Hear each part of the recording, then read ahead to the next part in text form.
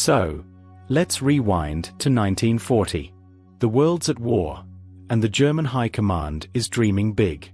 Operation Sea Lion, the invasion of Britain, is on the table. But that's not all.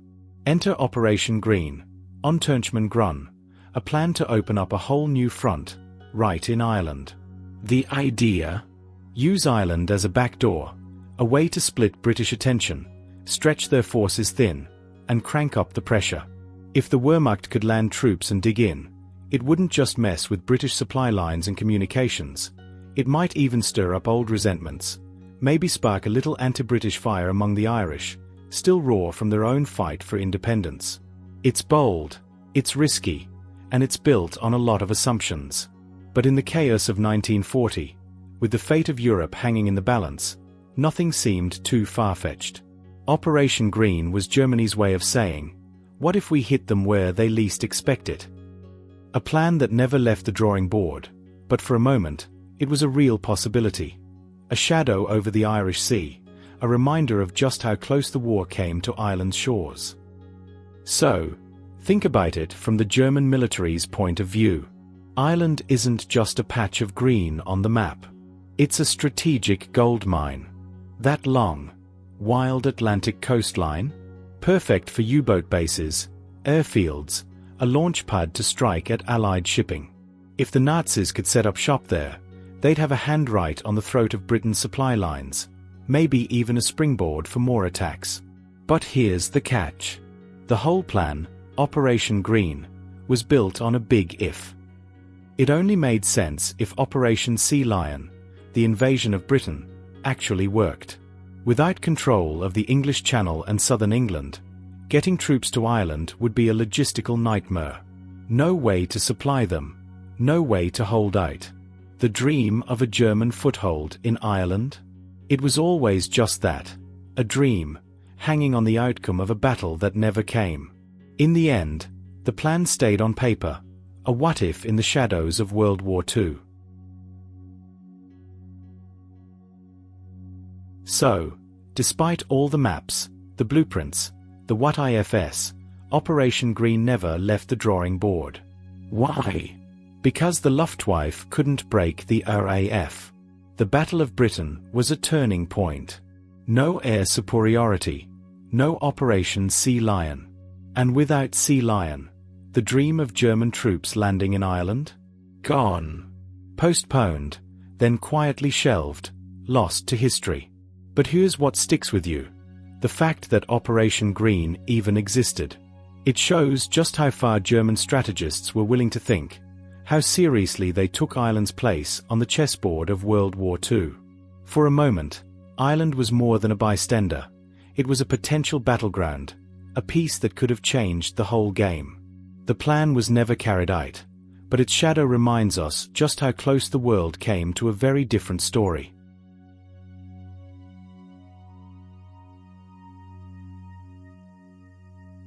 So, summer, 1940. Nazi Germany is riding high, sweeping through Western Europe, and the German Army's High Command, OKW, is deep in planning mode. Operation Green is on the table, right alongside Operation Sea Lion. The thinking? Hit the British Isles from two sides, squeeze them, break their will. The documents are detailed, ambitious, amphibious landings, right along Ireland's southeastern coast. The goal? Move fast. Seize the ports, grab the airfields, open the door for more troops, more supplies. Make Ireland a launch pad, a thorn in Britain's side. It's bold, almost audacious. The Germans are betting that a two-pronged assault will tip the balance, force Britain to fight on yet another front. For a moment, it all seems possible, until the tides of war shift, and the plans are left gathering dust. But the vision was there. Ireland, not just a bystander, but a key piece in the high-stakes game of World War II.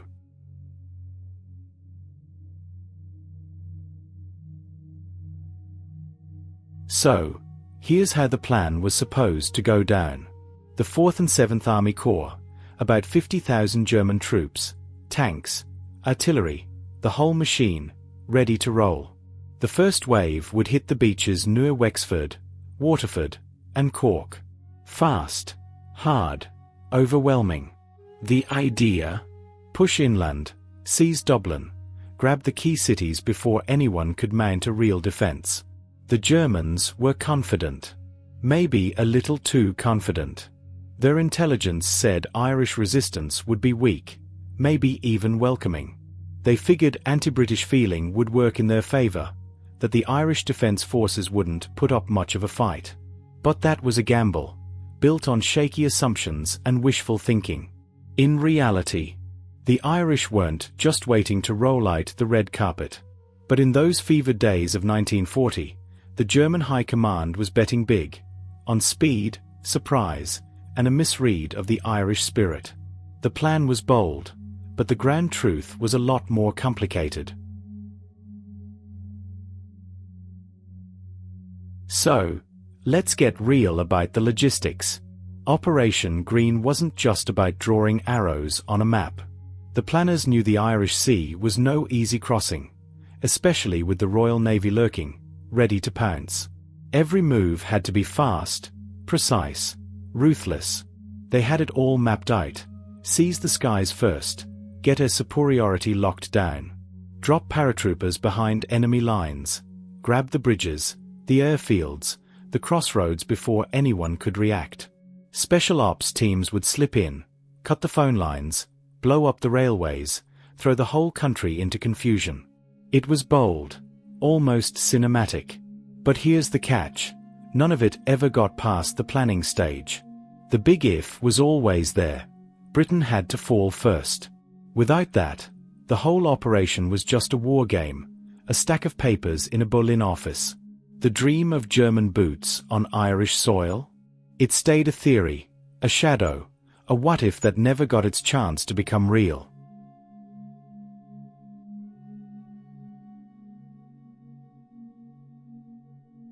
So, let's talk about the emergency. That's what Ireland called World War II. Not a war, not a crusade, just an emergency. And that word says it all. Eamon de Valera, the Taoiseach, stood firm. Ireland would be neutral. No flags, no alliances, no marching off to fight someone else's war. Why? It wasn't just about staying safe. It was about something deeper, a hard-won independence, still fresh, still fragile. After centuries under British rule, Ireland wasn't about to let anyone, Allied or Axis, pull it back into someone else's orbit. Neutrality was a statement. We're our own nation now. We make our own choices. This stance shaped everything, including how Operation Green was viewed. Ireland wasn't just a piece on the chessboard for Germany or Britain. It was a country determined to chart its own course, to keep its head above the storm, and to show the world that sovereignty meant something real. In the chaos of World War II, that quiet defiance was a story all its own. But let's be real, neutrality wasn't some easy, peaceful path. It came with its own set of nerves, every single day. The Irish government knew just how exposed the island really was. So close to Britain, wide open to the Atlantic, one look at the map, and you see the risk. The threat of invasion hung in the air, always. Would it be the Germans, storming in from the sea? Or the British, moving in to protect their flank? No one could say for sure. So, Ireland got ready. The defence forces were mobilised, men in uniform, drills in the fields, eyes on the horizon. Coastal defences were beefed up, watchtowers manned, contingency plans drawn up for every nightmare scenario. Internal security tightened, just in case. Neutrality wasn't just a policy, it was a balancing act, a daily test of nerves and resolve. Ireland stood alone, determined to stay out of the fire, but always aware that the storm could break over its shores at any moment.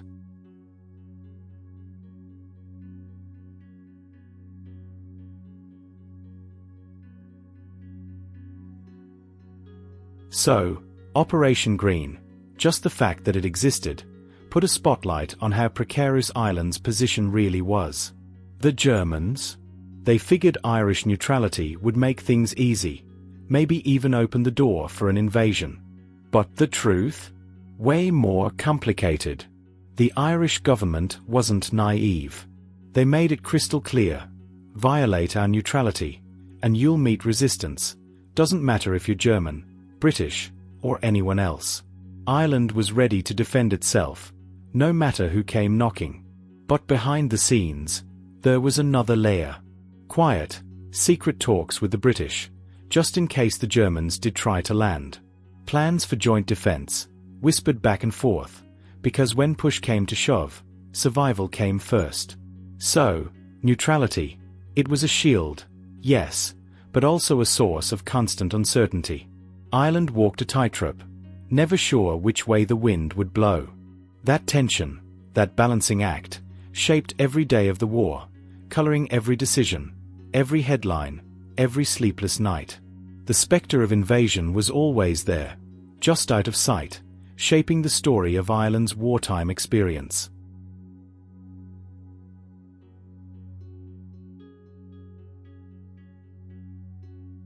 So, imagine the tension in London during World War II. The thought of German troops landing in Ireland? It kept British leaders up at night. They knew, if the Nazis managed to get a foothold on Irish soil, everything would change. Suddenly, the western approaches, the lifelines for transatlantic shipping, for military supplies, for food, would be wide open, exposed to attack. The Royal Navy, that pride shield guarding the Atlantic, would be stretched thin, maybe even outflanked. For Britain, it wasn't just about Ireland. It was about the security of the whole United Kingdom, the survival of the war effort, the fate of an island under siege. The anxiety was real, and every plan, every decision, was shadowed by that possibility. So, faced with the real possibility of a German invasion, the British didn't just sit back and hope for the best. They came up with their own backup plan, Plan W. This was their playbook for what to do if Nazi troops ever landed in Ireland. The idea? Move fast. Get British forces onto Irish soil before the Germans could dig in. And here's where it gets interesting. Even though Ireland was officially neutral, the British actually worked out the details with the Irish government. Quiet talks, secret meetings, because everyone knew what was at stake. Sure, the British were ready to go it alone if they had to, but they much preferred to have the Irish on board. Why? Because cooperation meant a stronger defense, and, just as important, it meant not turning the local population against them. The last thing Britain wanted was to fight the Germans and the Irish at the same time. Plan W was more than just a military strategy. It was a high-wire act, balancing respect for Irish sovereignty with the desperate need to protect Britain's own security. In the shadows of war, it was all about staying one step ahead of disaster.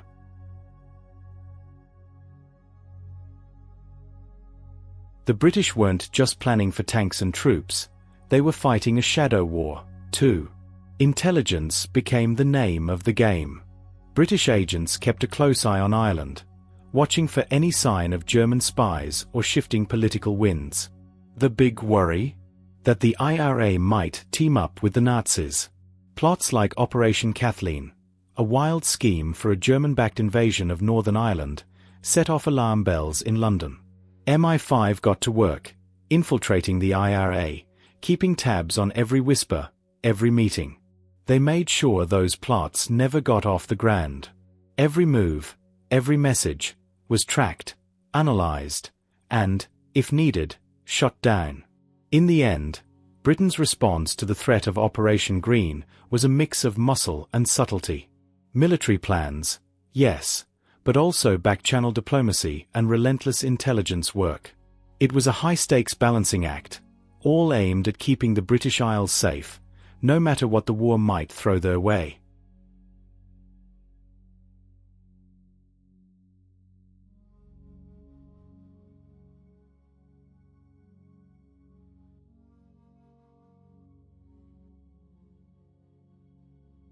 So, Behind the scenes of Operation Green, the spy game was in full swing.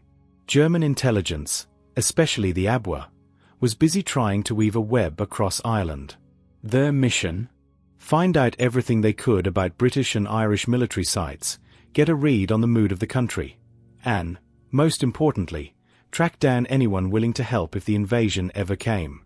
German agents slipped into Ireland by night, submarines surfacing on lonely coasts, parachutes drifting down in the dark.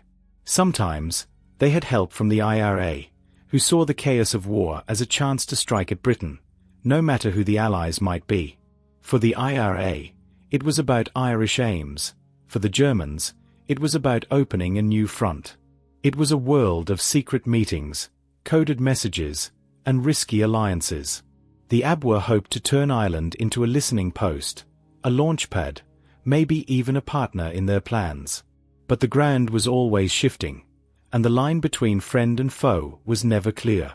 In the shadows of wartime Ireland, everyone was watching, everyone was guessing, and nothing was certain.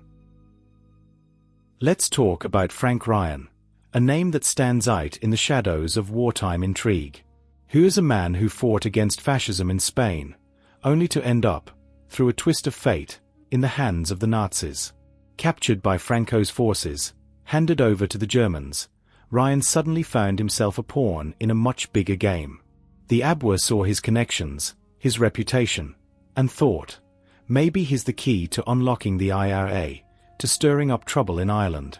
So, the Germans tried to use him, hoping he could open doors, build bridges, maybe even help make Operation Kathleen a reality. That was the plan, a German-backed invasion of Northern Ireland, with the IRA as local partners. But the whole thing fizzled. The Germans never really committed, and British counterintelligence was always one step ahead. In the end, German intelligence efforts in Ireland just didn't work. The Irish government, working hand-in-glove with the British, kept a sharp eye out. The Garda Síochána, always watching, always listening, caught most of the agents who tried to slip ashore. High-profile arrests followed, none more famous than Hermann Gortz, the German spy who parachuted into Ireland in 1940, hoping to link up with the IRA. He was tracked, watched, and eventually caught. So, for all the cloak and dagger drama, the reality was this: Ireland was no easy target. The spies came, but the net was waiting. And in the end, the story of German espionage in Ireland became one of missed chances, broken plots, and a country determined to guard its own ground. So, here's the truth: German espionage in Ireland never really took off. Operating in a neutral country was a minefield, and the Irish, working closely with the British, were just too sharp, too prepared. Sure, the Germans picked up a few scraps of information here and there, but they never managed to build the kind of deep, reliable network they needed for something as big as an invasion. Every time they tried to plant roots, the ground shifted beneath them. Agents were caught, plans unraveled, and the web they hoped to spin just never held together. In the end, this failure wasn't just a footnote, it was a deal-breaker. Without solid intelligence, Operation Green was doomed before it began. The dream of a German foothold in Ireland faded, undone by vigilance, quick thinking, and a country that refused to be anyone's back door.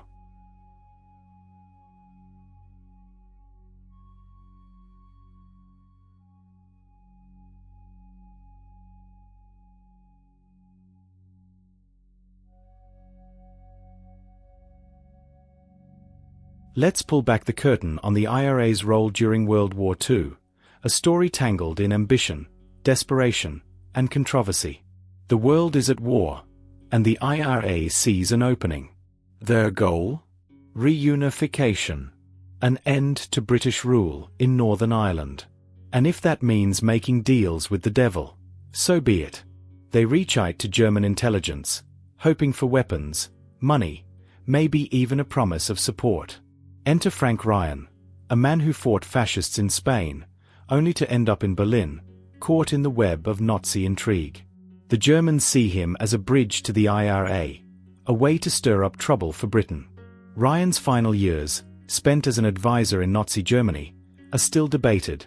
Was he a pragmatist, a pawn, or something else entirely?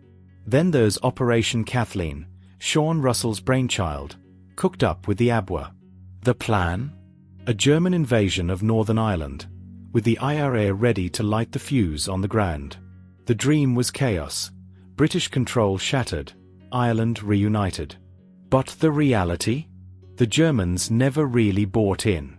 The plan was a mess, no real support, no logistics, no chance.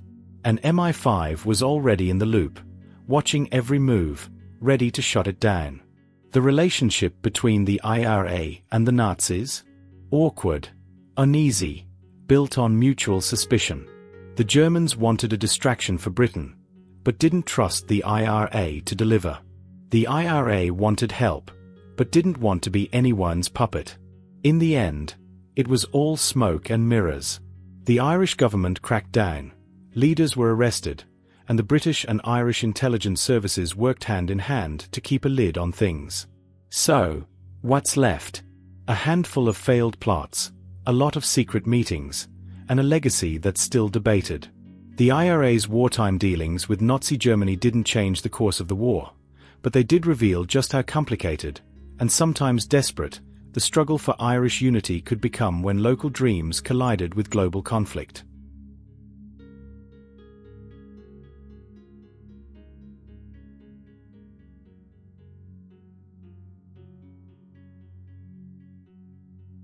Let's break it down. Operation Green wasn't just a bold idea, it was a logistical nightmare.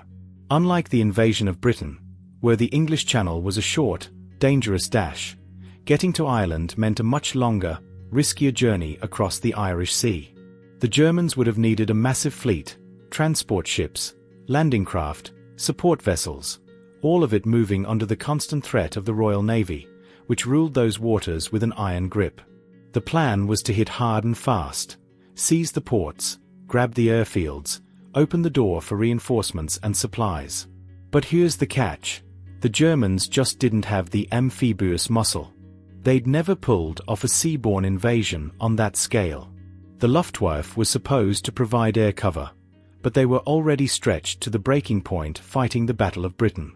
And even if they made it ashore, moving tanks and artillery across Ireland's rugged landscape? That's a whole new level of headache. Every step of the way, the obstacles piled up. The German High Command knew it. They understood that unless Britain was already beaten, unless they controlled the skies and the sea, Operation Green was a fantasy. Without those conditions, the plan was just ink on paper, a reminder that even at the height of their power, the Nazis had limits. The dream of a German invasion of Ireland never got close to reality, undone by the cold, hard math of war.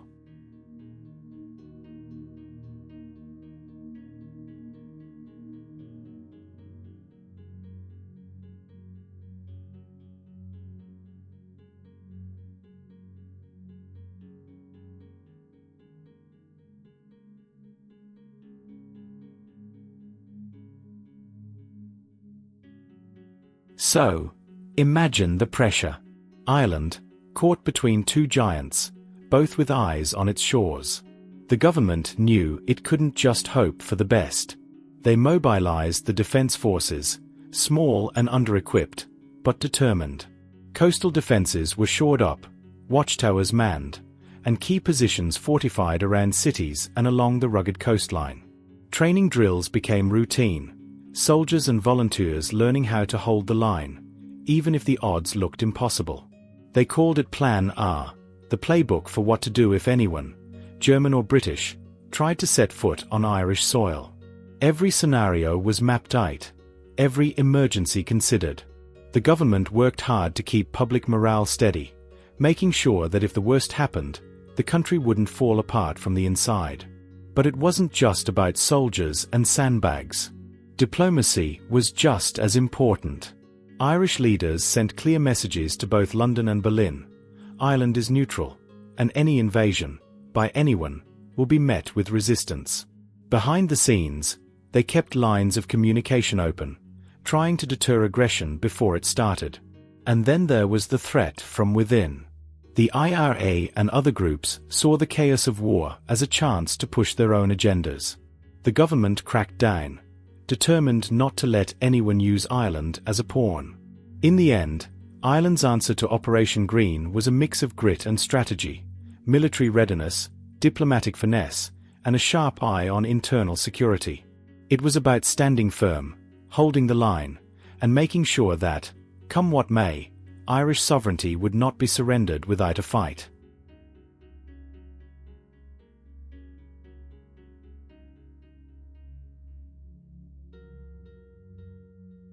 Operation Green was never put into action, and its abandonment was closely linked to the fate of Operation Sea Lion, the planned German invasion of Britain. The failure of the Luftwaffe to achieve a superiority during the Battle of Britain in the summer and autumn of 1940 meant that the conditions necessary for a successful invasion of the British Isles, and by extension, Ireland, were never met. Without control of the skies and the seas, any attempt to land German forces in Ireland would have been doomed to failure. As the war progressed, the strategic priorities of the German High Command shifted. The focus moved away from the Western Front and towards the planned invasion of the Soviet Union, Operation Barbarossa. Resources that might have been allocated to Operation Green were redirected to other theaters of war, and the plan gradually faded into obscurity. The logistical and operational challenges of mounting an invasion of Ireland, combined with the lack of a compelling strategic rationale, further contributed to the decision to abandon the plan. The abandonment of Operation Green was also influenced by the realization that the Irish population was unlikely to welcome a German invasion, and that the Irish government was prepared to resist any violation of its neutrality. The failure of German intelligence operations in Ireland and the limited cooperation from the IRA reinforced the view that the plan was not viable. In the end, Operation Green remains a fascinating what-if of World War II, a testament to the complexities and contingencies of wartime strategy.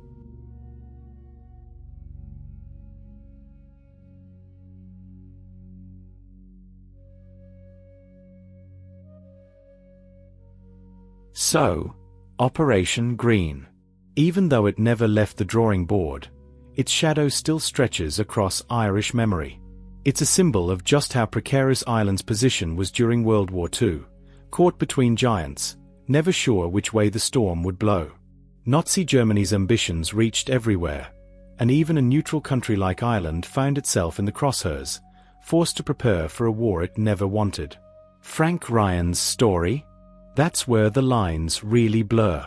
Here's a man who fought fascism in Spain, only to end up in Berlin, tangled in the schemes of Nazi intelligence. Was he a pragmatist, a pawn, or something else entirely? His final years as an advisor in Germany still spark fierce debate about the nature of Irish republicanism, about the choices people make when the world is on fire, about where principle ends and survival begins. Operation Kathleen, too, an IRA dream of German-backed invasion, reminds us how local ambitions and global strategies can collide, sometimes with little to show for it but a footnote in history and a lot of unanswered questions. For Ireland, the threat of invasion was a wake-up call. Neutrality wasn't just a policy, it was a daily act of vigilance, a balancing act between military readiness, diplomatic maneuvering, and keeping a close eye on anyone who might try to use the chaos for their own ends. The government's response, sometimes praised, sometimes criticized, still gets picked apart by historians and writers, all trying to understand how a small nation held its ground in a world gone mad. And the legacy? Operation Green has become more than a plan. It's a story, a warning, a lesson. It's inspired novels, documentaries, endless debate. It stands as proof that even the wildest schemes can leave a mark, that the choices made in the heat of crisis echo long after the guns fall silent. For Ireland, it's a reminder of the power and the price of neutrality, the limits of force, and the way history keeps shaping who we are, long after the plans have been shelved and the headlines have faded.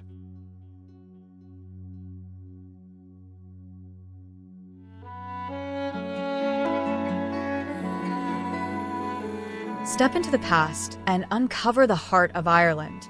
At Emerald Chronicle, We bring you hundreds of captivating documentaries exploring Irish history, myths, legends, and folklore. Our playlists guide you through Ireland's fascinating journey, from prehistoric Ireland, proto-historic and Celtic eras, and the early Christian and Viking periods, to the Anglo-Irish invasion and the lordship of Ireland.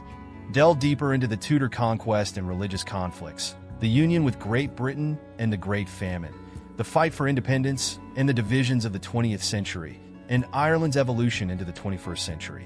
Best of all, we keep all our documentaries at 15 minutes or less, making it easy to explore Ireland's history, even on a busy day. Every time you watch, you're supporting the upkeep of our channel. And when you share Emerald Chronicle, you're helping to promote Irish history and culture worldwide. We kindly ask you to like and share, and subscribe to Emerald Chronicle now. Let's keep Ireland's stories alive together.